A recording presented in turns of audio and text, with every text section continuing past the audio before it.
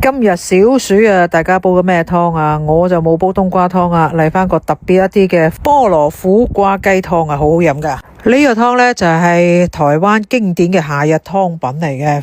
菠蘿嘅酸甜中和咗苦瓜嘅苦澀，苦瓜嘅清潤又解咗雞肉嘅油膩。嗰啖湯鮮甜回甘又清爽，幾好飲噶。咁雞肉呢，我哋就飛一飛水先。咁我準備少少嘅杞子，落少少嘅米酒浸一浸佢。因為苦瓜湯都係偏涼嘅，咁我哋可以適當落少少嘅杞子。咁雞肉飛完水之後呢，我就倒入個湯煲度，俾兩片薑，先煲滾佢先。呢個時候呢，我哋又將個苦瓜，將嗰啲囊呢刮到乾乾淨淨，然之後呢就將佢切成一片片。我哋先將啲雞滾半個鐘先，跟住呢就將啲苦瓜啊、菠蘿啊調埋入去。咁如果你想啲雞肉滑啲嘅，你就唔好滾咁耐。咁你想飲啖湯濃啲嘅，你又滾耐啲。將啲杞子倒埋入去，滾去10分鐘左右。哇，紅黃綠啲顏色夠晒清新啊！喺廣東呢，好多人都中意用水果嚟煲湯嘅，因為嶺南地區一到咗夏天呢，就非常之悶熱嘅。咁有時候呢，嚟啲清清爽爽、酸酸甜甜嘅水果湯，解膩開胃又消滯。飲嘅時候落少少鹽就 OK 噶啦。